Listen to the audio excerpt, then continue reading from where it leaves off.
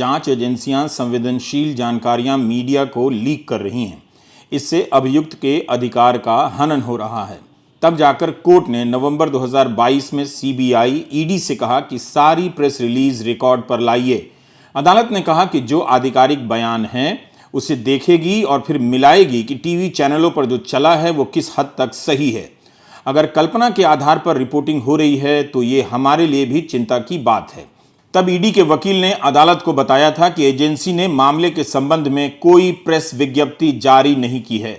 उन्होंने यह भी कहा था कि कोई भी प्रसारण ईडी द्वारा प्रसारकों को दी गई या प्रकट की गई किसी भी जानकारी पर आधारित नहीं था। ये सारी जानकारी हमने लाइव लॉ से ली है। जस्टिस यशवंत वर्मा ने कहा कि समाचार चैनलों द्वारा प्रसारित और किसी भी जांच एजेंसियों द्वारा प्रदान की गई जानकारी के बीच कोई संबंध नहीं है। साथ ही रिपब्लिक टीवी, इंडिया टुडे, जी न्यूज और टाइम्स नाउ समेत अन्य चैनलों को नोटिस भी जारी किया गया।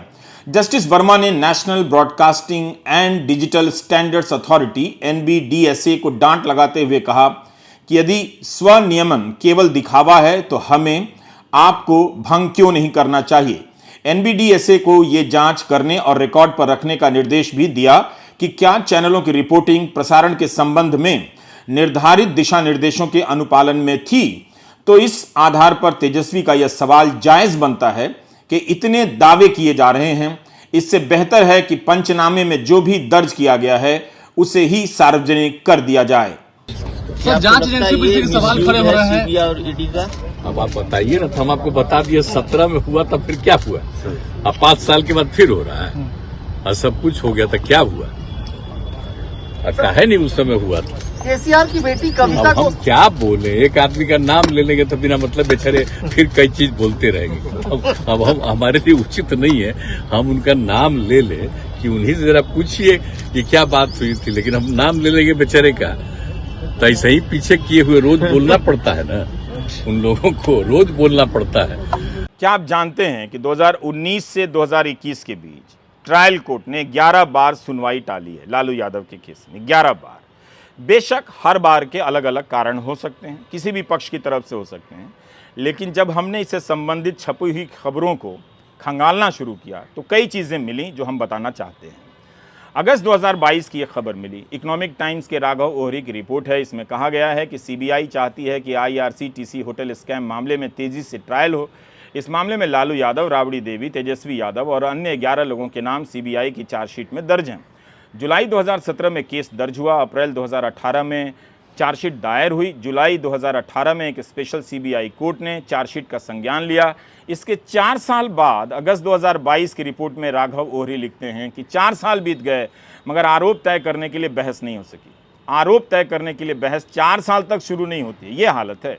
अगस्त 2022 में सीबीआई ने हाई कोर्ट से अपील की कि ट्रायल कोर्ट में बहस शुरू करने की अनुमति दी जाए।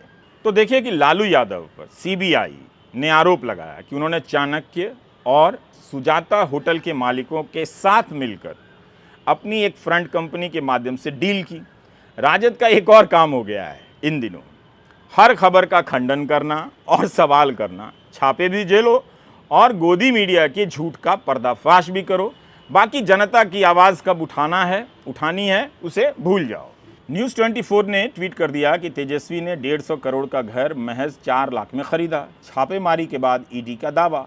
इस पर राजद ने ट्वीट कर दिया कि इसके सार्वजनिक दस्तावेज पेश किए जाएं जहां यह लिखा है कि किसी मकान की खरीद महज 4 लाख में हुई है। दूसरा, आज से 15-20 वर्ष पूर्व किसी मकान की कीमत और आज की कीमत एक जैसी ही रहती है क्या?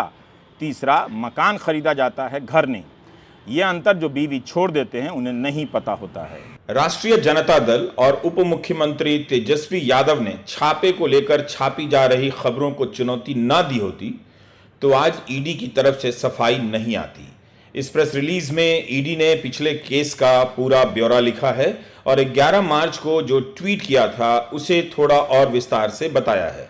यह बहुत जरूरी है कि ईडी के अधिकारी कम से कम छापों को लेकर जवाब दे रहें। 350 करोड़ की अचल संपत्ति खरीदे जाने की बात है जब लालू प्रसाद यादव रेल मंत्री थे और 250 करोड़ की बेनामी संपत्ति बताई गई है। कई मामलों में मनी लॉन्ड्रिंग के संकेत मिले हैं जिनकी जांच हो रही है। आप विस्तार से ईडी की यह प्रतिक्रिया पढ़ सकते हैं। क्या यही जानकारी ईडी की तरफ से पहले नहीं दी जा सकती थी? सवाल है कि सूत्रों के हवाले से छप रही इन खबरों का क्या किया जाए। अगर ये सारी बातें गंभीर हैं, सही हैं, तो ये अधिकारी अपने चेहरे के साथ, अपने नाम के साथ मीडिया के सामने क्यों नहीं आते हैं और क्यों नहीं सारी बातें ऑन रिकॉर्ड रखते हैं? आज कांग्रेस ने कई राज्यों में राजभवन तक मार्च किया है। अदानी समूह पर जो आरोप लगे हैं उनकी जांच की मांग को लेकर विपक्ष सड़क पर है, मगर खबरों में विपक्ष नहीं है। कांग्रेस पूछ रही है कि मोदी सरकार क्यों चुप है। कांग्रेस ने प्रधानमंत्री से 78 सवाल पूछे हैं। हर दिन कांग्रेस सवालों की कड़ी जारी करती है जिसके जवाब तक नहीं आते। जब सरकार से पूछा जाता है तब जवाब नहीं आता। जब विपक्ष से पूछना होता है तो उसके लिए झूठी खबरों का सहारा लिया जाता है। गोदी एंकर गला फाड़कर चिल्लाने लग जाते हैं।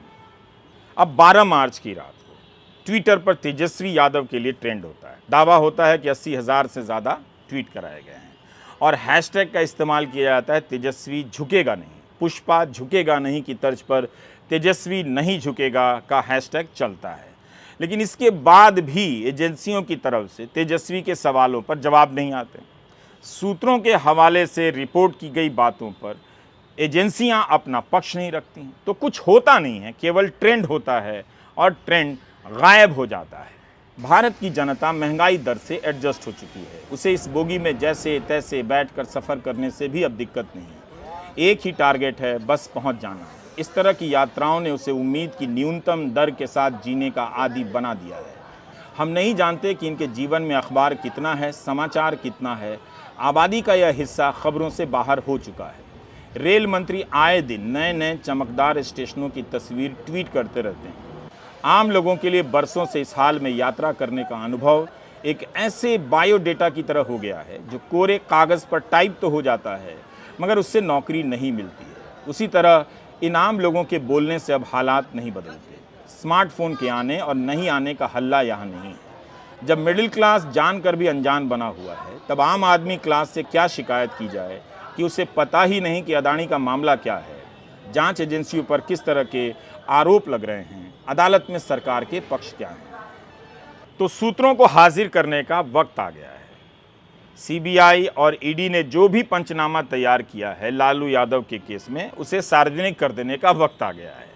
ये सूत्र कहाँ छिपे हुए हैं, किस मांद में हैं, इन्हें निकालकर एंकरों को हटाकर इन्हें ही बिठा देने का वक्त आ गया है ताकि जांच एजेंसियां कुछ वक्त पाएं और मध्य प्रदेश चली जाएं, कर्नाटका चली जाएं, मेघालय भी चली जाएं और हिमंता बिस्वा शर्मा के यहाँ भी चले जाएं जो असम के मुख्यमंत्री हैं। जब वे कांग्रेस में थे तो अमित शाह आरोप लगाते थे कि इन पर लगे सारे भ्रष्टाचारों की जांच होगी। अब ये बीजेपी में हैं, तो जब कर्नाटका में 40% घूस लेने के लिखित आरोप लगाने के बाद भी ईडी और सीबीआई जांच नहीं कर रही है तो यहाँ क्यों जांच करेगी? तो खाली वक्त में ईडी और सीबीआई क्या करेगी?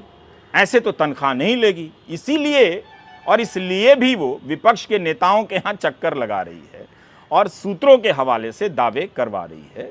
तो हम इस मोड़ पर आ पहुँचे हैं। यहाँ से कहाँ जाएंगे ये आप बेहतर जानते हैं। नमस्कार, मैं रविश कुमार।